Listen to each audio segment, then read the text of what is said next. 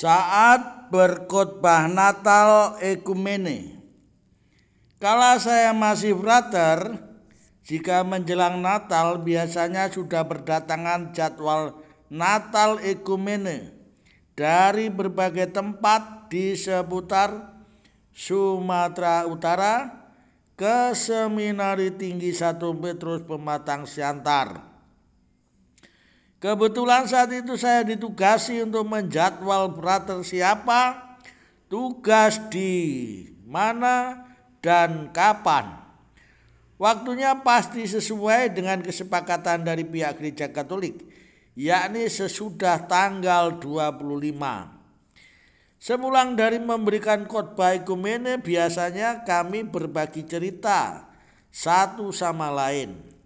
Hampir pasti dari pihak Protestan yang datang berkhotbah seorang pendeta. Sementara dari pihak Katolik hanya dalam tanda petik kami yang masih calon pastor. Namun sebagai utusan dari Seminari Santo Petrus Pematang Siantar, dari staf seminari, kami semua harus taat dan bahkan kami pun bisa menikmati suasana yang lain daripada di asrama kampus STFT, Sekolah Tinggi Filsafat dan Teologi Santo Yohanes Pematang Siantar, tempat kami kuliah, yang cenderung monoton dengan acara rutin harian. Tampilan kami pun sederhana, hanya dalam tanda petik lagi dengan jubah putih. Ada kalanya atau bahkan seringkali kami laki-laki hanya ditugaskan sebagai pembawa cerita Natal, sedangkan untuk khotbah Bapak Pendeta, tak apalah apapun namanya, hanya istilah saja. Juga pada saat tampil, pendeta pada umumnya bersuara keras dan lantang meskipun sudah ada pengeras suara. Sedangkan para frater umumnya, khususnya saya, mungkin yang dari Batak kekecualian, hanya bersuara biasa-biasa saja.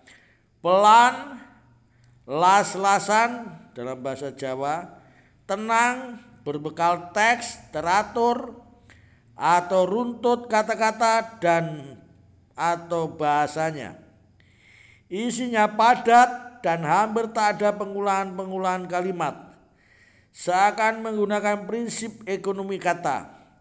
Artinya menggunakan kata-kata sedikit mungkin, namun mengandung makna yang sebanyak atau seluas dan bahkan sepadat mungkin.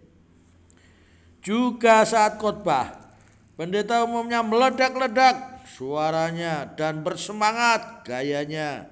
Saya akan mau meyakinkan jemaat agar menjadi yakin seyakin-yakinnya. Sedangkan saya khususnya hanya sekali lagi dalam tanda petik tampil tenang dan berusaha setenang-tenangnya. Boro-boro saya bicara dengan berkoar-koar keras seperti pendeta, bisa berdiri tegak di podium dengan meredakan debar, detakan jantung, dan bisa bernapas yang teratur saja sudah membutuhkan perjuangan tersendiri saat itu. Apalagi jemaat atau umat pendengarnya belum saya kenal sama sekali. Tapi saya menghibur diri, ya pendeta kan sudah senior, jam terbang khotbahnya sudah tinggi, wajar jika dia sudah begitu. Sedangkan aku hanya dalam tanda petik anak kemarin sore dan masih dalam taraf latihan untuk tampil. Pengalamanku masih hijau, ibarat buah mangkal pun belum, apalagi matang masih jauh. Maka sebelum siap dipetik untuk dinikmati, masih harus ditunggu lama. Saya merasa baru dalam tahap dan taraf untuk meyakinkan diri sendiri dan belum meyakinkan orang lain. nadanya reflektif atau ajakan untuk merenungkan, untuk masuk ke dalam diri sendiri. Namun suatu ketika ada hal yang tak terduga. Ada seorang bapak yang menyelami saya untuk berterima kasih atas khotbah dalam tanda petik atau cerita Natal yang saya bawakan. Kata-kata saya katanya memberikan suasana yang menyejukkan. Saya dikatakan seperti seorang pujangga. Wah, pujian itu aneh sekali buat saya. Karena selama waktu itu saya merasa rendah diri dengan kebanyakan litanianya. Saya tak pantas menerima pujian itu. Saya katakan bahwa Bapak itu berlebihan, sedang saya sendiri merasa biasa-biasa saja. Bahkan teramat biasa, sama sekali tak istimewa. Saat saya tanya kepadanya dari gereja mana, dia mengaku dari salah satu denominasi gereja Protestan. Secara tak sengaja saya mendengar juga pembicaraan dari antara orang-orang muda yang hadir dalam acara ekumen itu. Mereka justru memuji khotbah pendeta. Menurutnya khotbahnya membangkitkan semangat. Dan ternyata mereka ini anak-anak muda dari gereja Katolik. Lalu muncullah pertanyaan-pertanyaan refleksif dari dalam diri saya. Oh, apakah orang muda lebih merasa cocok dengan gaya Protestan? Jika seperti itu sesuai dengan selera mereka, apakah mereka akan pindah ke gereja Protestan bila disuruh memilih? Atau sebaliknya, jika Bapak yang merasa enak mendengarkan renungan saya, akankah dia juga akan pindah ke gereja Katolik jika suruh memilih? Atas pertanyaan-pertanyaan itu hanya Allah yang tahu jawabannya. Rasa-rasanya percuma saja untuk mencari tahu tentang hal itu. Yang pasti untuk saya waktu itu ialah bahwa saya harus terus menambah pengetahuan saya tentang banyak hal. Saya harus belajar tentang keterampilan berkomunikasi, utamanya dalam berkhotbah. Tak semua orang memiliki karisma untuk berbicara, bisa memukau di depan umum. Mungkin saja seorang pastor atau pendeta bisa berkhotbah dengan mempesona, tapi rasa-rasanya tak mungkin untuk semua. Di antara para pastor pembimbing STFT atau Seminari Tinggi Santo Petrus dan para pembimbing STSP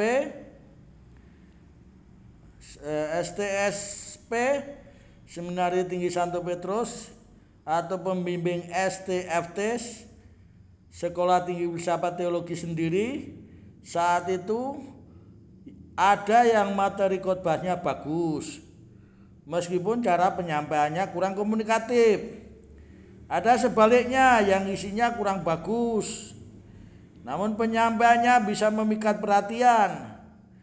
Namun ada seorang imam yang baik isi maupun penyampaian khotbahnya kurang menarik pendengarnya. Tetapi hidup imam tersebut merupakan kesaksian yang istimewa, seperti kesederhanaan, kerendahan hatian, kedisiplinan, keramah tamahan, dan sebagainya. Hidupnya itu melebihi khotbah. Dalam sebuah retret yang pernah saya ikuti, pembimbing retret memberikan pencerahan. Ada 3 level kewibawaan. Pertama, karena SK, surat keputusan atau jabatan. Kedua, karena pengetahuannya yang tinggi dan luas. Dan ketiga, karena keteladanan dan kesaksian hidupnya. Yang paling rendah nilainya adalah yang pertama, dan yang paling tinggi nilainya adalah yang terakhir. Yang terakhir merupakan jati diri seseorang karena menyangkut perilaku yakni kebijaksanaan dan keutamaan hidupnya. Jika yang terakhir tidak dimiliki, maka yang pertama jabatan, yang kedua kepintaran, tidak banyak berarti apa-apa. Yesus memenuhi kewibawaan ketiga-tiganya secara sempurna. Sebagai utusan Allah, Yesus menerima kuasa dari Allah Bapanya. Sabdanya, "Kepadaku telah diberikan segala kuasa di surga dan di bumi." Matius 28 ayat 18. Baik dengan perkataan maupun perbuatannya, Yesus menunjukkan kuasanya. Karena kuasa Tuhan menyertai dia. Lukas bab 5 ayat 17. Jika kuasa Allah yang menyertai saya dan bukan kuasa saya sendiri yang saya gunakan, saya yakin kuasa itu akan lebih berdaya guna.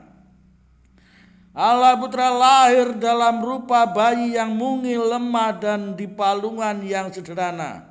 Namun kuasa Allah yang menyertainya. Maka luar biasa kuasa Allah yang bekerja di dalam dia. Kuasa Yesus itu selalu membawa kebaikan yang nyata bagi manusia. Kata-katanya yang indah bisa saja belum menjadi kebaikan yang nyata. Maka saya terus berpikir bagaimana saya bisa berkata-kata dengan indah, baik, mengena, dan didengarkan oleh umat. Namun yang lebih penting adalah bagaimana saya harus berulah dengan indah, baik dan benar, dan menunjukkan kesaksian hidup atau keteladanan bagi umat. Inilah yang terberat. Namun meskipun berat, inilah yang harus dan tak bisa diabaikan atau disepelekan. Tuhan memberkati kita. Amin.